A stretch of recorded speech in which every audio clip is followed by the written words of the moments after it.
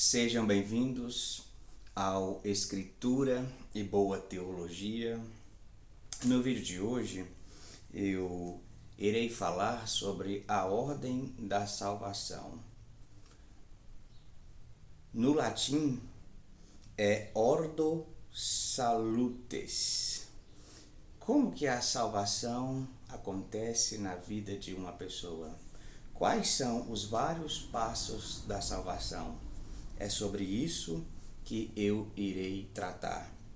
Eu quero ler em Romanos capítulo 8, do verso 28 ao verso 30.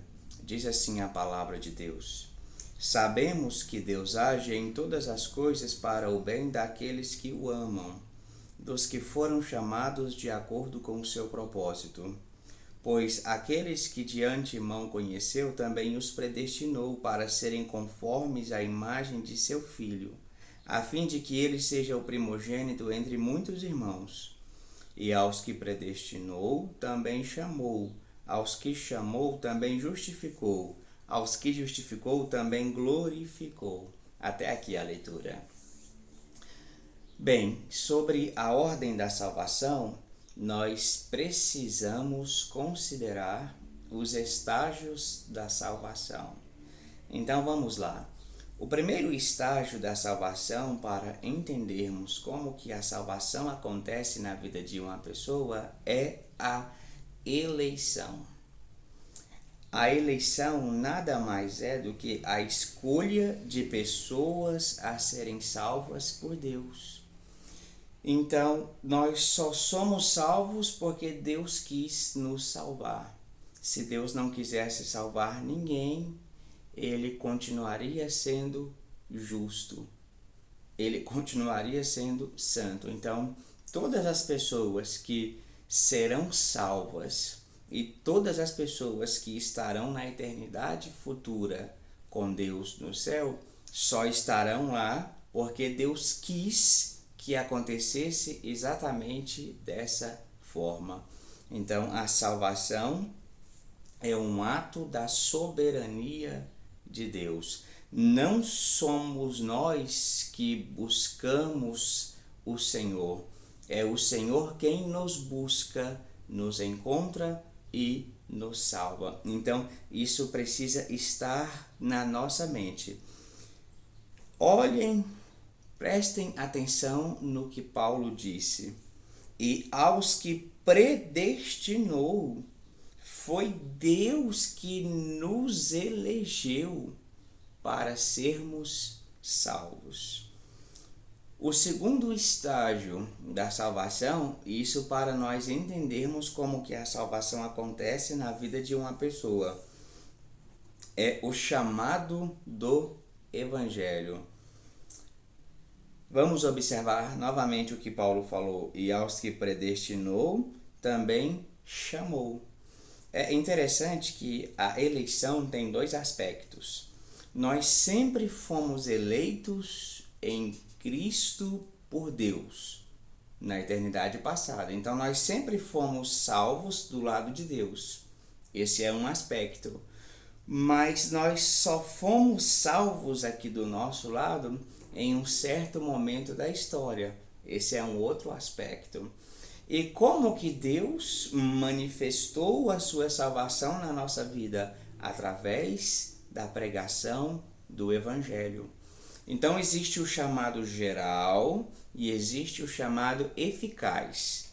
No chamado geral, Deus nos convida a todos. O próprio Senhor Jesus disse: Vinde a mim, todos vocês que estão cansados e sobrecarregados, e eu vos aliviarei. E depois o próprio Cristo disse: Mas só virá a mim quem o Pai trouxer. Então, no chamado geral, é um convite para todos, mas no chamado eficaz, Deus só chama aqueles a quem ele escolheu. Então Deus chamou eficazmente os eleitos e então manifestou a sua salvação na vida deles. O terceiro estágio da salvação, para entendermos como que a salvação acontece na vida de uma pessoa é a regeneração, o renascimento bíblico, o nascer de novo, ou o novo nascimento, o nascer de Deus. É quando o Espírito Santo traz a vida de Deus para cada um de nós. E foi o próprio Senhor Jesus que disse que ninguém pode entrar no reino de Deus se não nascer do Espírito Santo. Então, Cristo morreu para nos salvar. E então o Espírito Santo aplicou essa salvação nas nossas vidas. Geralmente os adolescentes, quando eles estão magoados com a vida, e eu já fui assim, gostam de dizer uma frase: eu não pedi para nascer. E embora essa frase seja engraçada, tem um pouco de verdade nela, porque de fato ninguém pediu para nascer, isso não é possível. E espiritualmente falando é a mesma coisa. Nós não pedimos para nascer, nós só nascemos porque Deus quis que nascêssemos. O quarto estágio da salvação, para entendermos como que a salvação acontece na vida de uma pessoa, é a conversão. E a conversão, ela é formada por fé e arrependimento. Nós acreditamos no Senhor Jesus, acreditamos no Deus e Pai de nosso Senhor Jesus, acreditamos na obra expiatória de Cristo na cruz e então nos arrependemos. Ou seja, Deus gera uma tristeza no nosso ser que é para salvação. Nós nos entristecemos, porque pecamos contra Deus e agora não pecaremos mais. Então é uma tristeza que produzirá alegria. Na teologia reformada, a regeneração precede a conversão. Por quê?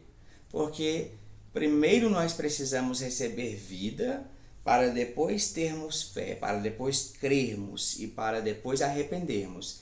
Na teologia arminiana, a conversão precede a regeneração. Eles dizem que primeiro uma pessoa tem que acreditar e se arrepender para depois nascer de novo.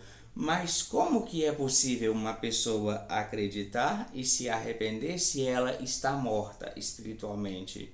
Morto não ouve, não fala, não enxerga. Morto não tem sensações, não pode sentir. Então, nós acreditamos assim porque isso é o que a Bíblia nos ensina. Primeiro o Espírito Santo nos traz de volta à vida. E então depois nós respondemos, nós cremos, nós nos arrependemos.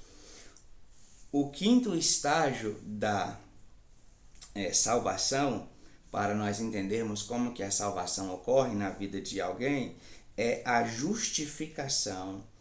A justificação nada mais é do que o direito legal de estarmos diante de Deus, ou seja, a justiça de Cristo foi colocada na nossa vida e agora a nossa posição diante de Deus é essa. Nós estamos em pé diante dele e agora nós somos justos. Por isso nós podemos assisti-lo diante da sua presença.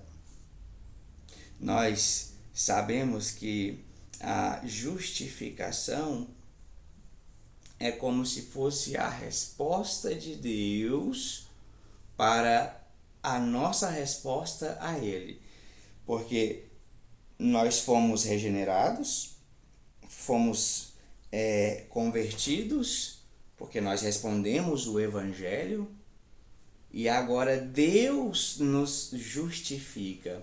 E a justificação não ocorre em nós, não ocorre no nosso ser, ocorre fora de nós. Acontece no tribunal de Deus. Então, Deus nos declara justos por causa do seu Filho.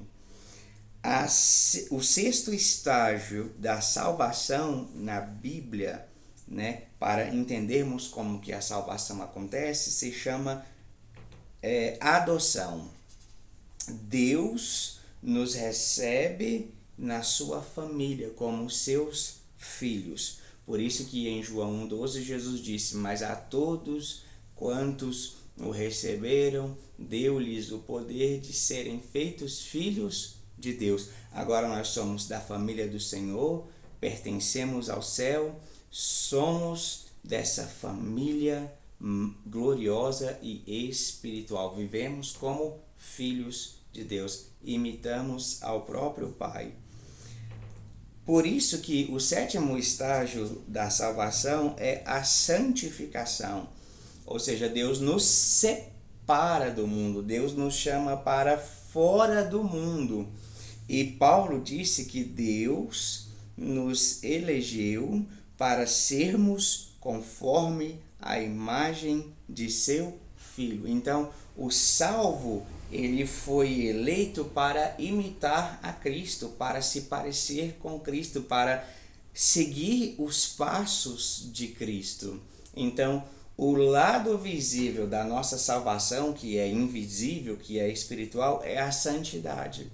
Então, a santidade pode ser vista na nossa conduta, no nosso dia a dia, na forma como lidamos com as coisas visíveis nesse mundo. Então, é impossível nós dizermos que somos salvos se não vivemos em santidade. O salvo viverá em santidade. Então, nós iremos imitar a Cristo cada dia mais.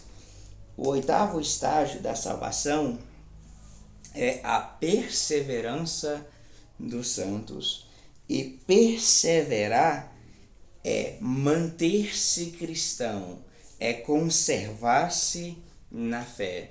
E a perseverança do santo, nós costumamos dizer que nada mais é do que, na verdade, a perseverança de Deus. É Deus quem nos guarda, é Deus quem nos salva e nos garante nessa salvação até o fim. Então, para nós entendermos, a perseverança dos santos é o poder que Deus nos concede para permanecermos fiéis até o fim.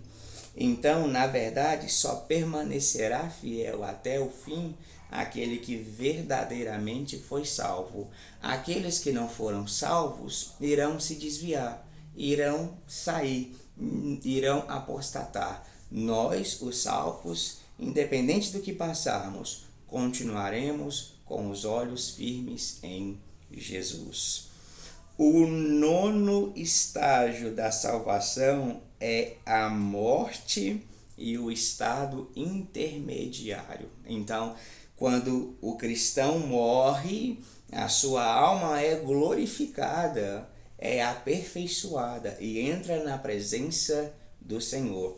Esse período entre a morte e a ressurreição do cristão se chama estado intermediário. O estado intermediário acabará na segunda vinda de Jesus. Mas todos os cristãos que morreram estão nesse exato momento com a sua alma consciente na presença de Deus, o servindo, desfrutando da sua presença, vivendo na sua comunhão. E o décimo e o último estágio da salvação é a glorificação. Se na morte a alma do cristão é aperfeiçoada, na glorificação o corpo do cristão será aperfeiçoado. Glorificação é receber o corpo ressurreto. Na obra de Cristo na cruz, ele nos salvou por completo. Nos salvou na nossa alma e no nosso corpo. Então, nós não iremos servir a Deus somente no nosso ser espiritual. Nós iremos servir a Deus no nosso ser espiritual e no nosso ser físico. Cristo salvou a nossa pessoa na sua totalidade.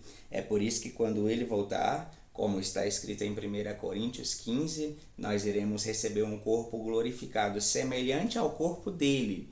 Um corpo já não sujeito mais à morte, ao pecado, às fraquezas, às enfermidades e às doenças. Quando nós lemos aqui, Romanos capítulo 8, no verso 30 especialmente, Paulo fala sobre a predestinação, o chamado, a justificação e a glorificação. Ele fala apenas sobre 4 estágios da salvação, mas quando nós vamos fazendo um estudo meticuloso nas Escrituras, nós vemos que existem esses 10 estágios da salvação. E o interessante é que o primeiro e o último estágios que o apóstolo Paulo aborda são exatamente a mesma ordem que nós verificamos. O primeiro estágio é a predestinação e o último estágio é a glorificação. Então, hoje nós estudamos sobre os estágios da salvação. Deus vos abençoe. Até o próximo vídeo.